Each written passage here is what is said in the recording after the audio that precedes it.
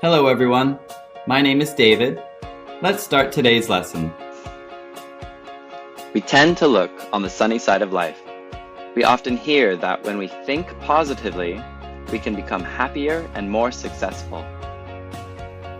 Helen Keller said, "Optimism is the faith that leads to achievement." Self-help guru Zig Ziglar said, "Your attitude, not your aptitude, will determine your altitude." Such quotes usually find their way onto social media profiles or the millions of self-help books that people buy annually. Hearing quotes like these, it seems like the only thing stopping us from realizing our dreams is the right mindset. But is that really true?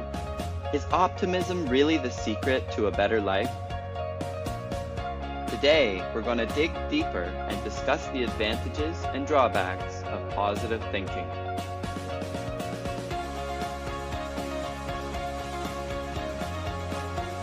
This lesson has 3 parts. In part 1, we discuss the benefits of optimism. In part 2, we will look at the consequences of optimism bias. In part 3, we will talk about how to become a realistic optimist.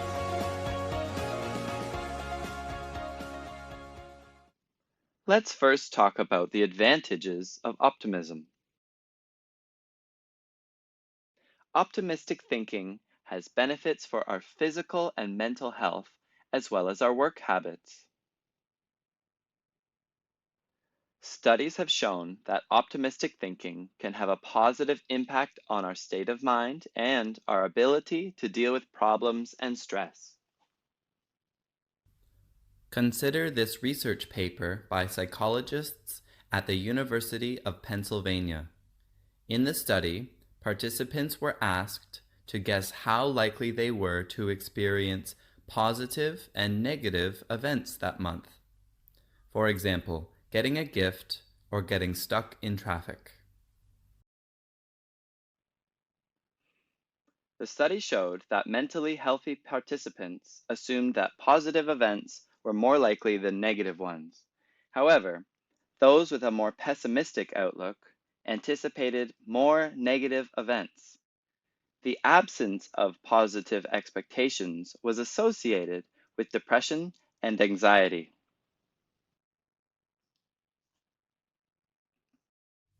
Additionally, at the University of Leiden in the Netherlands, cognitive behavioral therapy was used to treat pessimistic subjects to fight depression. The therapy focused on identifying a person's negative thoughts and replacing them with positive and realistic thoughts. Prior to the study, pessimistic patients showed a willingness to avoid problems, give up, or passively accept events. The study showed that after 1 session of treatment, patients were able to enhance their sense of control about the future.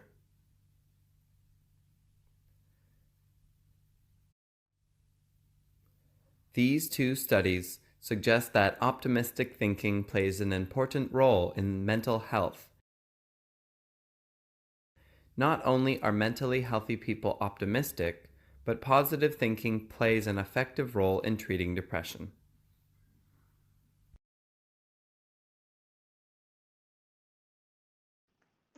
Optimism also has a positive impact on our physical health. Because optimistic people expect more positive outcomes in life, they tend to be less stressed and anxious. Stress and anxiety are harmful to our bodies and can damage our nervous and immune system.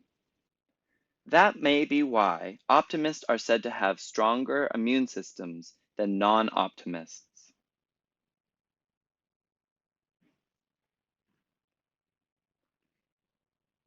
What's more, positive thinking can lead to better lifestyle choices. A study of heart disease patients found that optimists were more likely than non-optimists to exercise more and eat healthier, which reduced the risk of a heart attack. The findings suggest that the belief in getting better motivated patients to behave in a way that encourages recovery.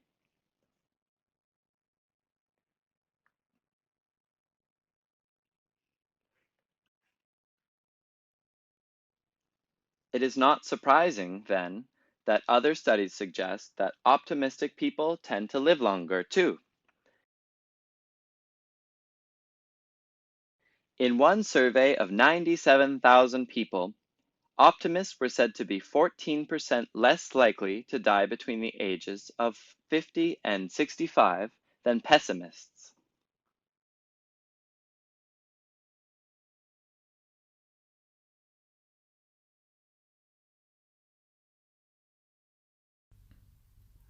Beyond just mental health and physical health, optimism has been shown to contribute to our success as well.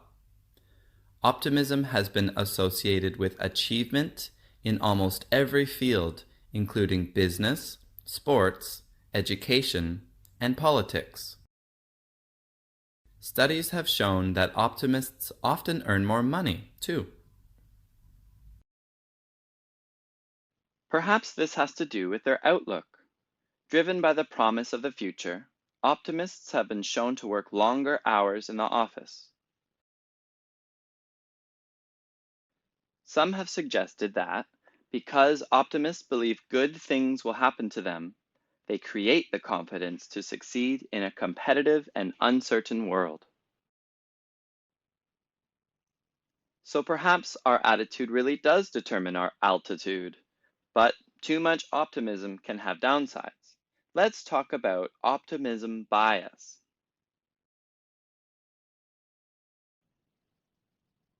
Optimism bias is the expectation that good things will happen more frequently than they actually do. For example, if someone with optimism bias is looking for a job, they'll likely believe that they can find one quickly. However, in reality, it may take several months or a year. In English, we may also refer to optimism bias as wishful thinking. Wishful thinking are thoughts or dreams based on the nicest outcomes, but not the most rational one. People with optimism bias tend to underestimate the probability of negative events. For example, many people assume they will live longer than they do. Or consider this survey of newlywed couples that asked them to rate their chance of getting divorced. All respondents believed that they had a 0% chance. In fact, in the US and Europe, divorce rates are around 40%.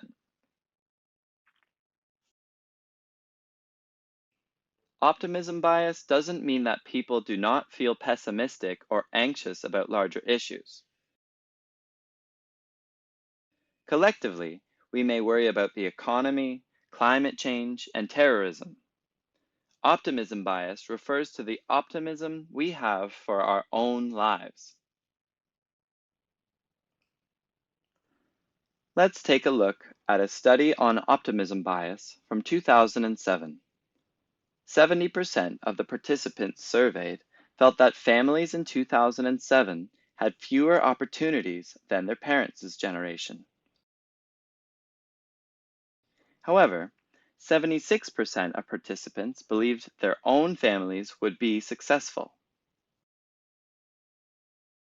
Even if we despair at the country, it seems like we tend to believe that we'll be okay. Optimism bias is quite common around the world. Studies have consistently revealed that about 80% of the population exhibit optimism bias. Studies have also shown that optimism bias exists regardless of age. Old and young people both display optimism bias. Of course, being optimistic is not bad. To achieve a better life, we need to be able to imagine it. In the case of finding a job, even if our optimism is unrealistic, A positive outlook can keep us motivated on our search. On a psychological level, optimistic predictions are satisfying. We feel good when we believe positive events will happen to us, and our confidence in a better future can help us manage anxiety and other negative emotions. However, sometimes optimism can be too much of a good thing. If we aren't careful, our optimism bias can blind us, leading to harmful consequences. Let's talk about some of the ways that we may be negatively affected by our optimism bias. Having an unrealistically positive outlook can cause us to underestimate risks, plan things poorly, and make foolish assumptions. Even though it's rare that we will experience negative, life-altering events, it's still important to be cautious. Going to the doctor regularly allows us to catch potentially serious illnesses early on. Buying insurance protects our homes, cars, and even bodies from unexpected problems. Rationally, it's wise to take precautions to protect ourselves. But overly optimistic people may engage in less precautionary behavior. When nothing bad seems like it will happen to us, why bother preparing for it? For example, people with this attitude may ignore troubling health symptoms because they don't think they're serious. Or they may not buy insurance because they underestimate the chance of harm or injury. In other words, they don't take precautions because, even if they're aware of the risks, they don't feel the risks apply to them.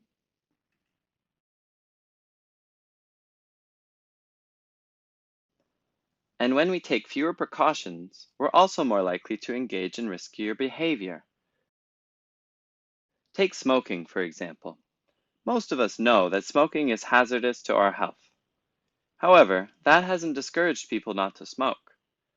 One reason for this may be optimism bias.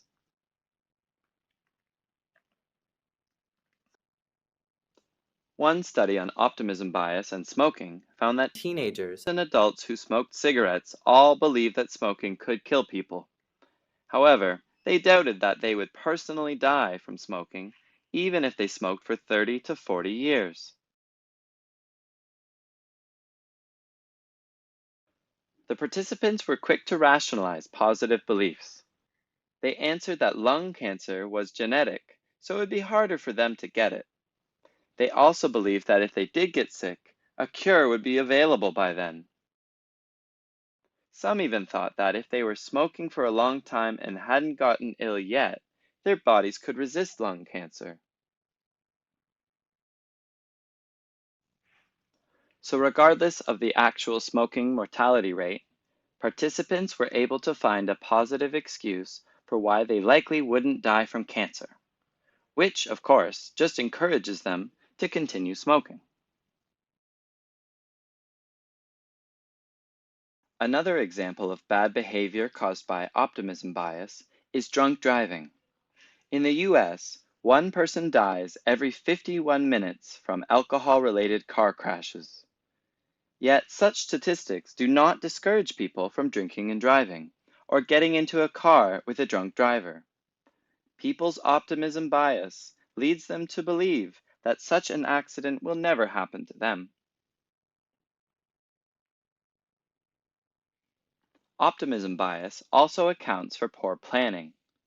A major problem for governments and companies is accurately anticipating the costs of major projects, such as roads or business expansion. More often than not, costs run higher than expected. One study revealed that when assessing information related to costs, people made decisions based on optimistic assumptions rather than data.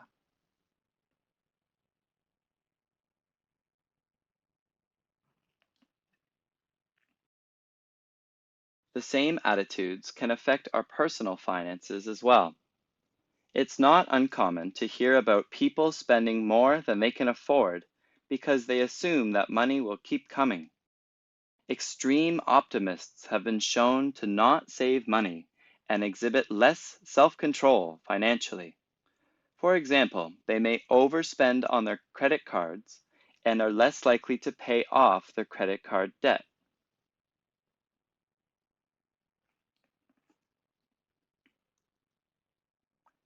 So, with all the risks associated with optimism bias, should we all think more pessimistically? Not quite, but maybe more realistically. As with so many things in life, balance is key. We need to combine our positive outlook with a rational one. Let's talk about how we can become more realistic optimists.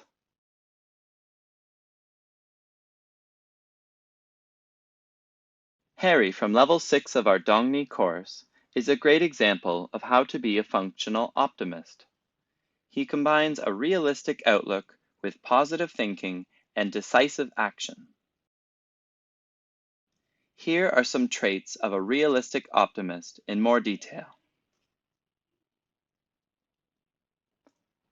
Whether we are chasing after a goal or experiencing an unfortunate situation, it is easy to get carried away by wishful thinking. If we start going to the gym, we may feel that we can lose 30 pounds in 3 weeks. If we've just lost our job, we may believe that we can find a new one in a month. But thinking like this just ignores reality, and in fact, it may hurt us. If we think we'll find a new job soon, we may be less careful spending money and will go into debt. Or if we think it's easy to lose weight, we may eat irresponsibly or not train as hard as we could. Rather than ignoring the reality, we need to embrace it. Consider Harry's example. Harry was in a horrible, life-altering accident where he lost the use of his legs. But even though the accident was devastating, there are still some things to be optimistic about. As Dongni says, if he works hard and exercises every day, there is still a chance he may walk again. In fact, there are some new treatments that could help his nerves regenerate.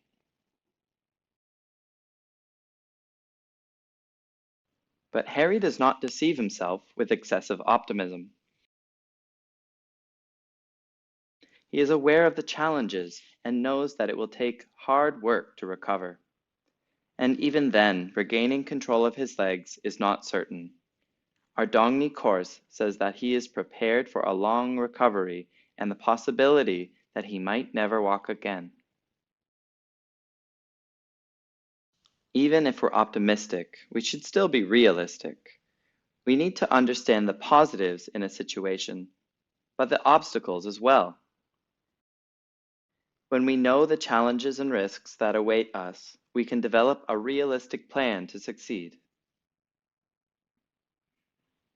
In English, creating plans that have very little chance of succeeding is known as building castles in the air.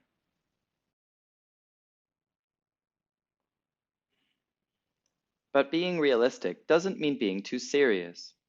When we have identified challenges or goals that we want to achieve, it's our optimism that will keep us motivated.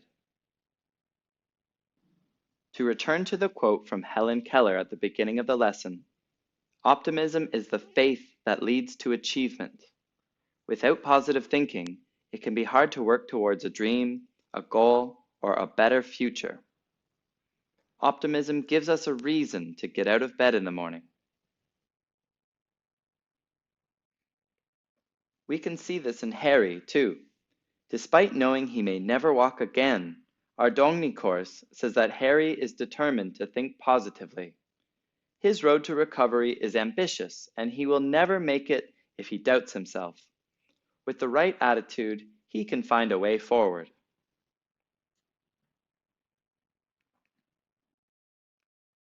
Lastly, to affect change in the world, we have to turn our positive thoughts into meaningful action. It is not enough to just wish for the best or hope everything works out. We need to identify solutions and work towards them practically. For example, if someone loves painting and wants to become a painter, they need to consider what steps they need to take to realize their passion. They have to plan out what classes to enroll in, what supplies to buy, and a consistent time to practice every day.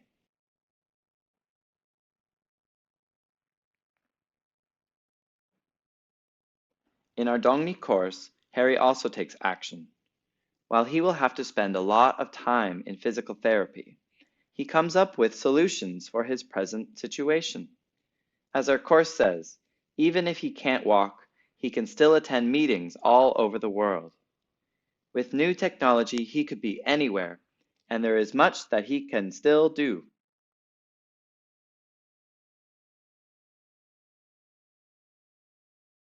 The course also says that Harry knows that he can use his arms and hands, and his brain is still functioning.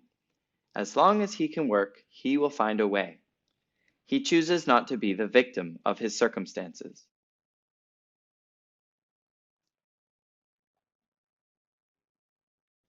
In English, to take direct action in a difficult situation is called grabbing the bull by the horns. We bravely confront a challenge head on, rather than trying to ignore or avoid it. In conclusion, optimism is not overrated. We need to be able to conceive of a future where we accomplish great things, live better, and survive adversity. We can't live our lives stressed or afraid about negative consequences. But there is more to living than just sunshine and happy thoughts. When we only focus on the positive, we can become irrational and foolish. The key is finding a balance between positive thinking and realistic outlook, making optimism a source of hope instead of an obstacle in our lives. So perhaps it's best to think of optimism like wine. In excess, it can seriously harm our mental and physical health, but a little bit every day may end up being just what the doctor ordered.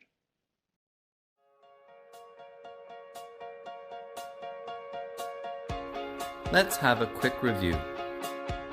In today's class, we talked about optimism and its pros and cons, and most importantly, how to be a realistic optimist. In the first part, we learned that optimism not only beneficial for our mental and physical health, but also contributes to our professional success.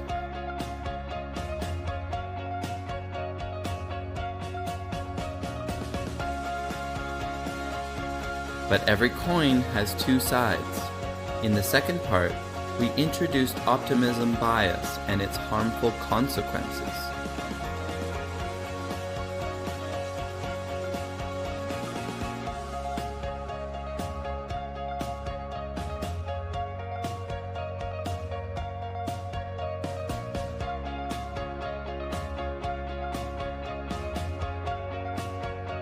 In order to live a positive life without being impacted by its negative effects, we need to learn to be a realistic optimist. In the third part, we learned from Harry that to be a realistic optimist, we need to think positively, evaluate a situation realistically, as well as make practical plans.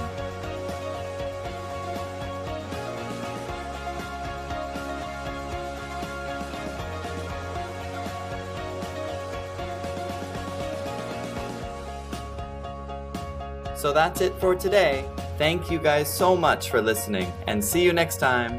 Goodbye.